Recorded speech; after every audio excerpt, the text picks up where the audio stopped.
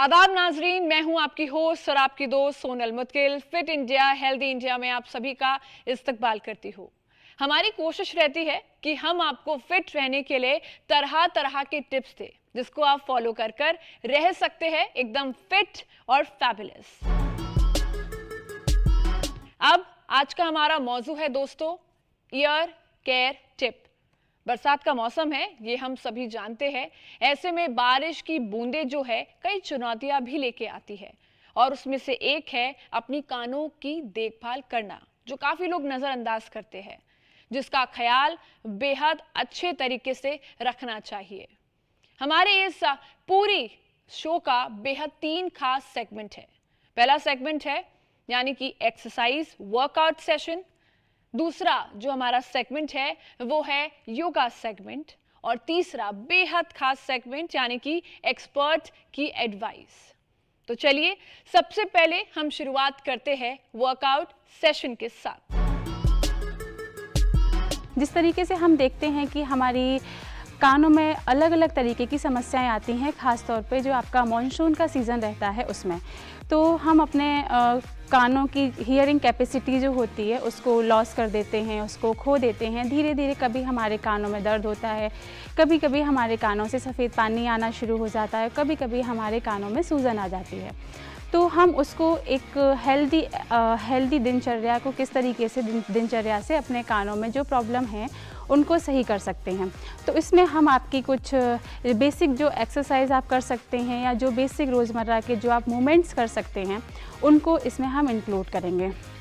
क्या होता है, धीरे हम अपने कानों में थोड़ा सा पीछे से हमें फील किया हमारे कानों में बहुत तेज़ दर्द हो रहा है या हमारे कानों में कुछ ऐसी समस्या हो रही है जो हमें बार बार इरिटेट कर रही है। कभी दर्द हुआ, कभी उसमें सूजन आ गई या कभी कभी किसी भी तरीके का स्राव शुरू हो जाता है। तो उसमें हम अपने कानों को दोनों हाथों को पीछे इस तरीके से लेके जाएंगे। इस तरीके से लेके जाके जो हमारे कान के जस्ट नीचे का जो ये पहला पॉइंट होता है इसको हम प्रेस करेंगे, दबाएंगे और इसको छोड़ेंगे। फिर हम इसको दबाएंगे और इसको फिर से छोड़ेंगे। इससे क्या होता है, हमारा जो हमारे कान होते हैं इनमें ब्लड सर्कुलेशन प्रॉपर तरीके से पहुंच जाता है, जिससे कि हमारे कान खुल जाते हैं या जो भी दूषित जल हमारे कानों में गया हुआ होता है वो बाहर निकल जाता है। दूसरी तरीके से हम एक तरीके से और अपने कान को सही कर सकते हैं, पीछे की ओर थपथपा के। हमारा जो ये मस्तिष्क रहता है इसके जस्ट नीचे कानों में इस तरीके से धीरे धीरे हम टैप करेंगे, दबाएंगे या थपथपाएंगे इसको धीरे धीरे करके। तो इससे भी हमारे जो कानों में दर्द है या और भी जो कानों की समस्याएं हैं उनको हम क्योर कर सकते हैं। दोनों पैरों को मिला लिया, दोनों हाथों को लॉक किया और सिर के ऊपर रखा। सिर के ऊपर रख के पूरी बॉडी को ऊपर स्ट्रेच करेंगे। आपकी पूरी बॉडी स्ट्रेच रहेगी, आपके शोल्डर पूरे स्ट्रेच रहेंगे और आप सांस को लेंगे और थोड़ी देर सांस को रोकेंगे। 10 सेकेंड्स के लिए सांस को रोकिए और धीरे धीरे सांस को छोड़ते हुए आप वापस आ जाएंगे। ठीक है, फिर से इसको करेंगे, एक बार और करेंगे।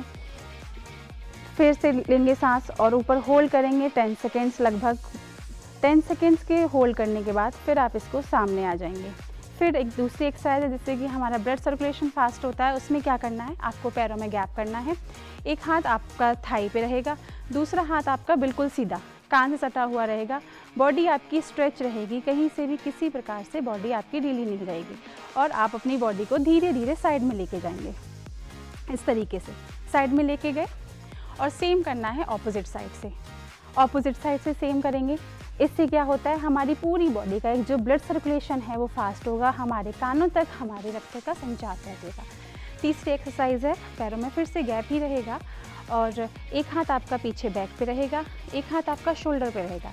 जो हाथ शोल्डर पे रहेगा उसी साइड आपको टर्न करना है। इस प्रकार से टर्न करेंगे और इसको रोकेंगे थोड़ी देर, उसके बाद फिर से वापस आएंगे। दूसरी साइड से भी सेम यही करेंगे। आपका हाथ रखेंगे आप शोल्डर पे, दूसरा हाथ बैक पे रखेंगे और पीछे आप फिर से जाएंगे और इस तरीके से इसको होल्ड करेंगे। नेक्स्ट एक्सरसाइज आप अपने कानों के लिए कर सकते हैं। आपका एक पैर है, दूसरा पैर आपने फोल्ड किया और इसके एंकल जॉइंट को आपने पकड़ा, दूसरा हाथ आपका बिल्कुल स्ट्रेट रहेगा। किसी भी एक पॉइंट पे आपको कंसंट्रेट करना है और अपने पैर को खींचते हुए ऊपर लेके जाना है। आपकी बॉडी स्टेबल रहेगी, आपकी लेग स्ट्रेच रहेंगी, आपकी स्पाइन स्ट्रेच रहेगी और आपका पूरा का पूरा शरीर स्ट्रेच रहेगा। इसको छोड़ देंगे। सेम दूसरी साइड से भी। बेसिकली फिटनेस में क्या होता है, जो आप एक साइड से कर रहे होते हैं उसको दूसरी साइड से भी करना बहुत ज़रूरी होता है। सेम आप दूसरे लेग से भी यही करेंगे। हाथ किया, सीधा स्ट्रेच किया और इसको स्ट्रेट किया। बेसिकली हम फिटनेस के लिए दूसरे एक और एक्सरसाइज कर सकते हैं, जिससे अपने एक पैर को उठा के दूसरे पैर पर रखेंगे, स्टेबल रहेंगे और ऊपर हाथों को लेके जाएंगे और हाथों को जॉइंट रखेंगे। आपकी पूरी बॉडी ऊपर की ओर स्ट्रेच करेंगे, बॉडी को स्टेबल करेंगे। 10 सेकेंड्स तक आप यहाँ पे रुकेंगे। 10 सेकेंड्स के बाद आप इसको रिलीज़ कर दीजिए। सेम आप करेंगे ऑपोजिट साइड से। दूसरी साइड से भी पैर रखिए, बॉडी को ऊपर ले गए, दोनों हाथों को ऊपर ले गए और बॉडी को स्ट्रेच किया। स्ट्रेच करेंगे और इसको रोक के रखेंगे। तो हमारा मॉनसून ईयर केयर टिप आपने देखा कितना बेहद ज़रूरी है अपनी कानों की देखभाल करना, और आपने हमारा वर्कआउट सेशन देखा होगा। उम्मीद है नाजरीन कि आप इसको अपनी रोज़मर्रा की ज़िंदगी में फॉलो करेंगे। लेकिन एक एडवाइस, इन सभी एक्सरसाइज को फॉलो करने से पहले डॉक्टर की सलाह या एक्सपर्ट की सलाह ज़रूर लें। तो चलिए आगे बढ़ते हैं योगा सेगमेंट की तरफ, जिसमें योगा एक्सपर्ट्स आपको बताएंगे कि किन आसन को हमें फॉलो करना चाहिए, क्या कुछ हमें फॉलो करना चाहिए जिससे हमारे कान जो है वो अच्छे रह सकते हैं, सेहतमंद रह सकते हैं और उनकी हम बेहतर तरीके से जो है देखभाल कर सकते हैं। और जैसा कि हम सभी जानते हैं कि योगा ना केवल हमें बेहतर बनाता है, हेल्दी रखता है, लेकिन हमारी मेंटल हेल्थ के लिए भी बेहद जरूरी है। तो चलिए ले चलते हैं आपको सीधा योगा सेगमेंट की ओर।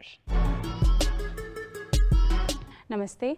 आज हम बात करेंगे कि बरसात की सीज़न में हम अपने कानों को किस प्रकार से अच्छा रख सकते हैं। आइए हम उन कुछ योगा अभ्यास और कुछ प्राणायाम को करते हैं। तो हमारे साथ आप लोग दोनों पैरों को सीधा कर लेंगे।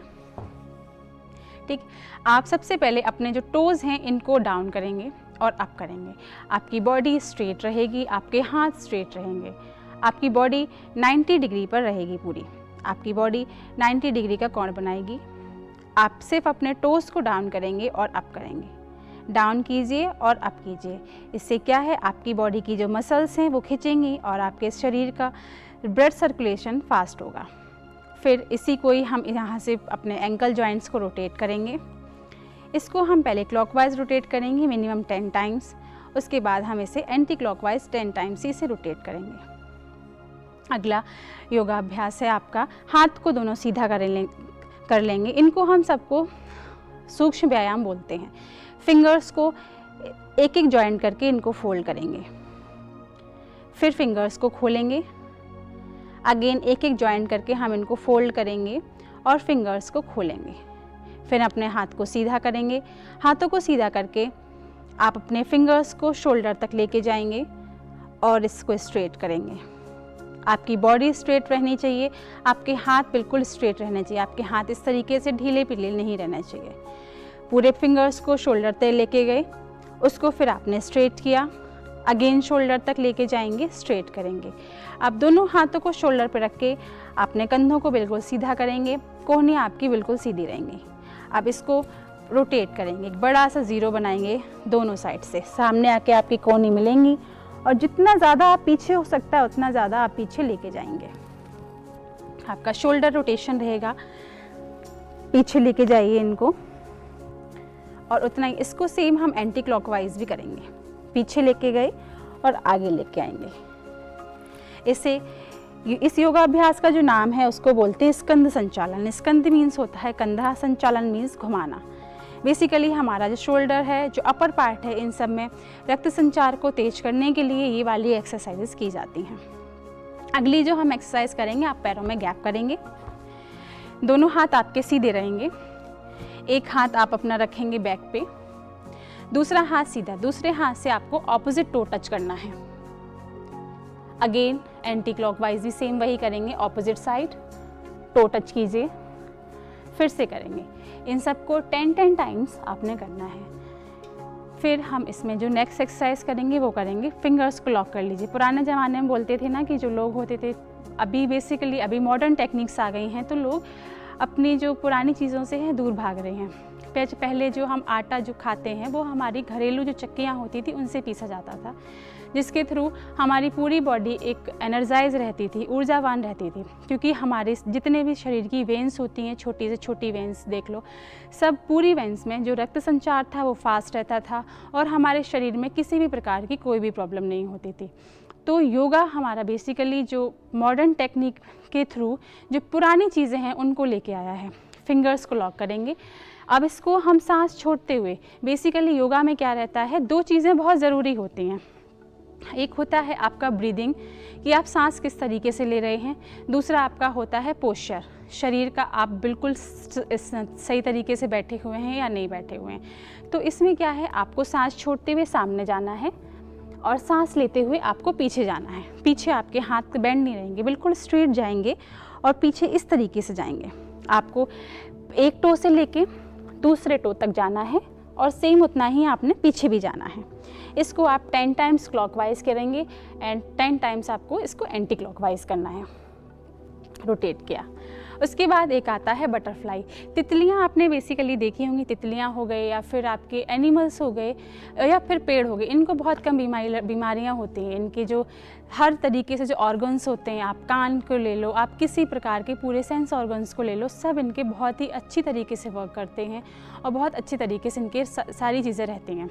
तो आप क्या करेंगे, दोनों पैरों को आप मिला लीजिए, बटरफ्लाई के पोस्चर में आएंगे, दोनों पैर आपके पीछे साइड में।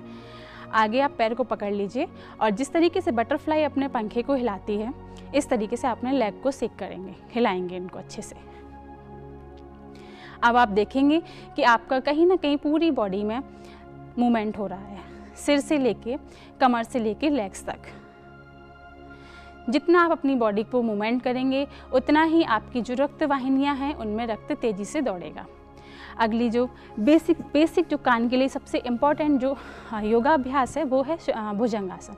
भुजंगासन में आपको क्या करना है, उल्टा आप लेट जाएंगे, आपकी पूरा पोस्चर स्ट्रेट रहेगा, पैर आपके बिल्कुल सीधे रहेंगे, पीछे पैर आपके बिल्कुल फ्लैट रहेंगे। अब दोनों हाथों को आप चेस्ट के बगल में रखेंगे, लंबी सी सांस लेंगे और सांस को लेते हुए ऊपर उठेंगे। शोल्डर आपके पीछे रहेंगे, आपको पीछे साइड देखने की कोशिश करनी है। आप सिर्फ कमर से पीछे जाएंगे, पैर आपके बिल्कुल सीधे। अब इसको 10 सेकेंड्स के लिए होल्ड रखेंगे। 10 सेकेंड्स होल्ड करने के बाद सांस छोड़ते हुए आप नीचे जाएंगे। बेसिकली जो भुजंगासन रहता है, इसमें क्या है, आपका गला खिंचता है, आपकी गर्दन खिंचती है और जो आपके कान तक की जो मसल्स रहती हैं वो खिंचती हैं और इससे हमारे कानों तक रक्त अच्छी तरीके से पहुंच जाता है और हमारे जो कानों की प्रॉब्लम्स हैं वो ठीक होती हैं। अगला आपका है मत्स्यासन। मत्स्यासन में क्या है, आप सीधा पेट के बल लेटेंगे। नौकासन बेसिकली हम इसको बोलते हैं, पेट के बल लेटेंगे। पेट के बल लेटने के बाद दोनों पैर आपके सीधे रहेंगे, दोनों हाथों को आप स्ट्रेट कीजिए, पैर को आप थोड़ा सा 30 डिग्री उठाएंगे, शोल्डर आपके उठेंगे और आप एक नाव के आकार का अपने आप को बनाएंगे। इस आसन से भी आपकी पीठ की, पूरी पीछे गर्दन की और कान तक की पूरी मसल्स खिंचती हैं, जिसके थ्रू आपके पूरा ब्लड सर्कुलेशन आपके कानों तक पहुंच जाता है। इसी कड़ी में आगे का जो एक और योगाभ्यास है उसको हम कहते हैं मत्स्यासन। मत्स्यासन में भी उसको करने के लिए आपको उल्टा लेट जाना है। उल्टा लेट के आपके दोनों हाथ सामने स्ट्रेट रहेंगे, पैर आपके पीछे बिल्कुल सीधे रहेंगे। अब आप सांस को लेंगे और सांस लेते हुए हाथ, गर्दन, शोल्डर और पैर, इन सबको एक ही साथ उठाएंगे और इसको होल्ड करेंगे 10 सेकेंड्स के लिए। 10 सेकेंड्स के बाद आपको डाउन जाना है। इससे आपके पेट, गर्दन, मस्तिष्क और पीछे स्पाइन, जितनी भी इन सब की वेन्स हैं, जितनी भी नसें हैं, वो सब खिंचती हैं और खिंचने के बाद इनमें भी ब्लड सर्कुलेशन बहुत अच्छे से होता है, जिससे हमारी जो हियरिंग कैपेसिटी है वो इंक्रीज़ रहती है और किसी प्रकार का संक्रमण होने से बचाती है। अगला योगाभ्यास करेंगे उसे बोलते हैं हम चाइल्ड पोज। शशांक आसन भी हम इसको कहते हैं।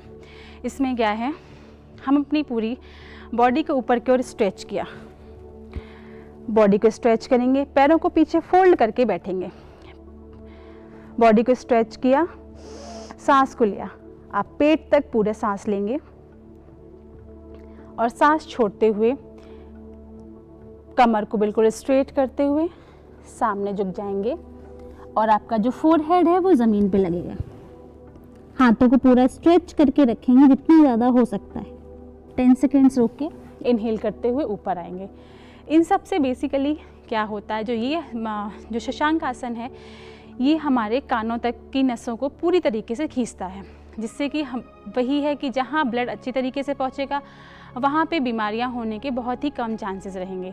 जो भी हमारे कानों में कभी क्या होता है, नहाते हुए पानी चला जाता है, कभी मॉनसून सीज़न में हम बाहर हैं या हम कभी भीग गए तो जो संक्रमित जल होता है वो हमारे कानों में चला जाता है, जिससे कि कानों में स्वेलिंग हो जाती है, कानों में वैक्स बहुत ज़्यादा इकट्ठी हो जाती है।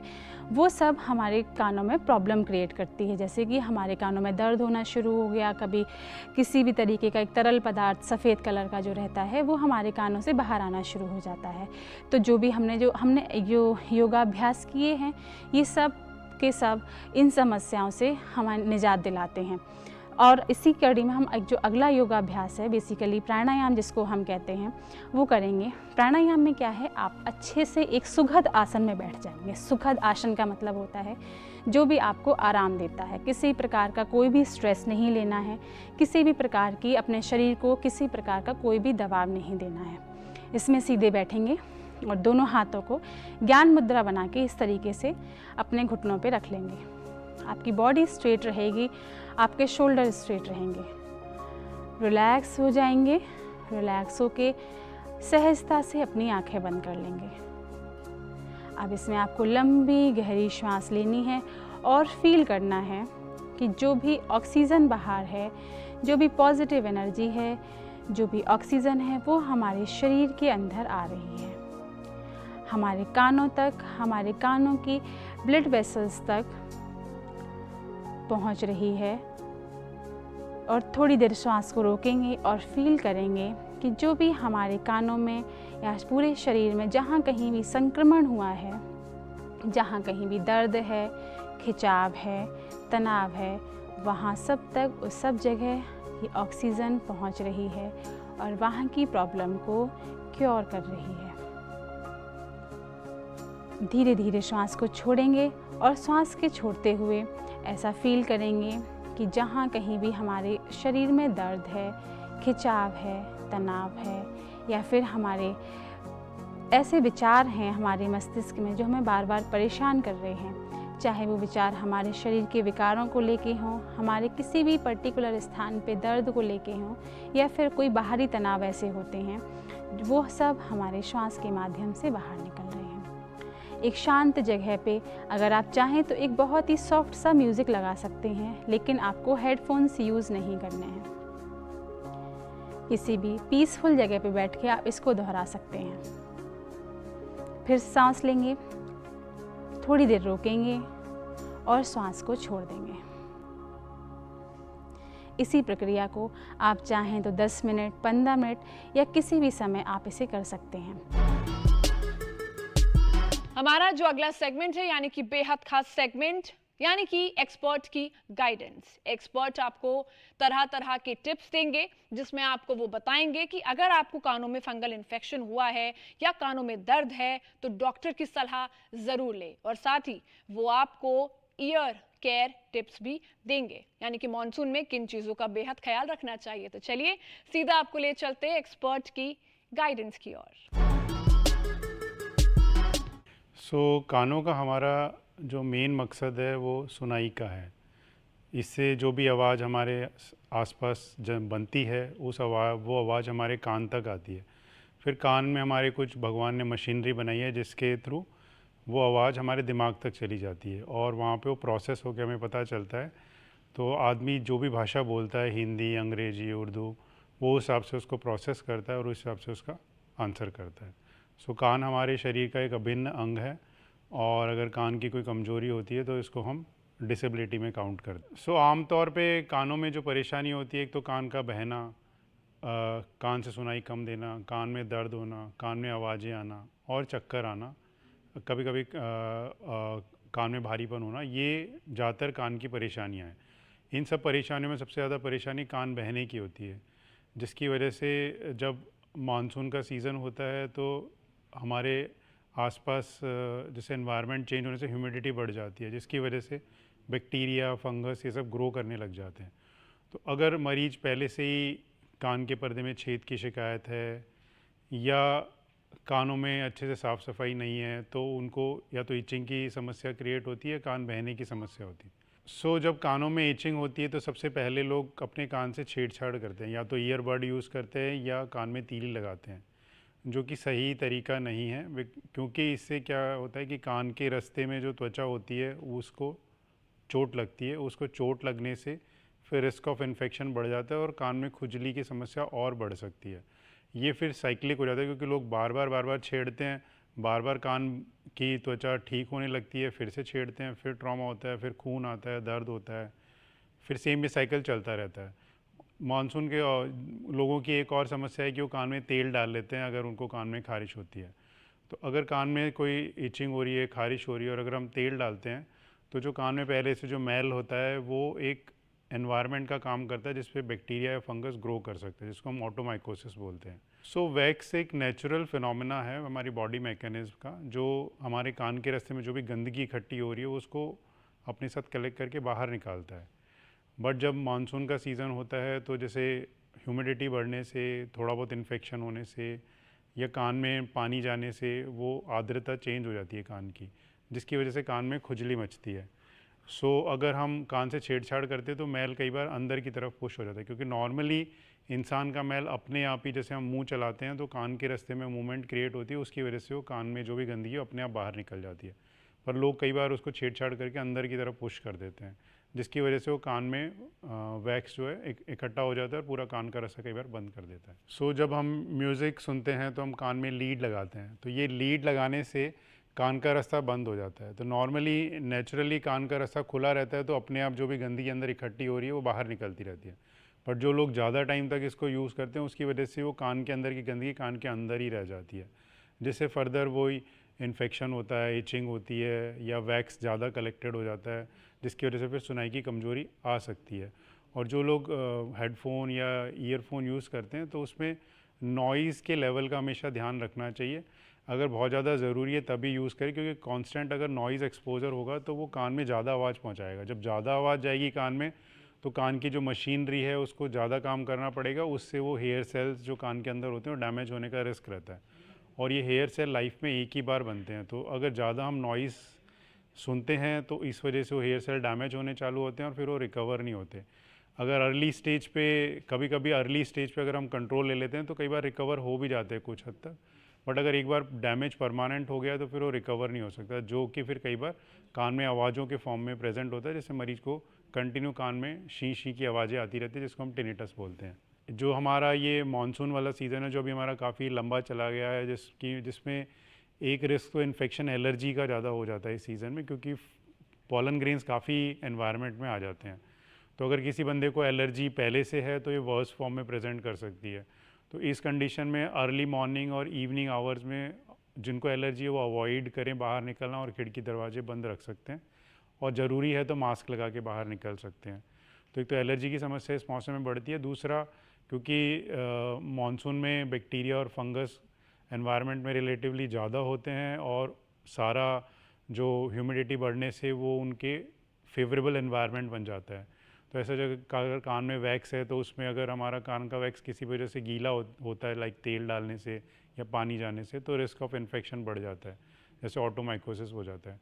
सो हमें अपने कान को प्रिवेंट करना चाहिए कि पानी नहीं जाए, तेल नहीं डालना है, कान से छेड़छाड़ नहीं करनी है। और जैसे नाक से कान जुड़ा होता है तो कई बार लोग ज़ोर से नाक साफ़ करते हैं, तो उसकी वजह से भी कान में कई बार लोगों को आवाज़ बन सकती है, जो कि जनरली टेम्परेरी होती है और वो रिकवर हो जाती है। ये नॉर्मल फिनोमेना है हमारी बॉडी का, कान से नाक का जुड़ा होना, क्योंकि कान जो नाक है वो हवा पर्दे की दूसरी तरफ मेंटेन करके रखती है।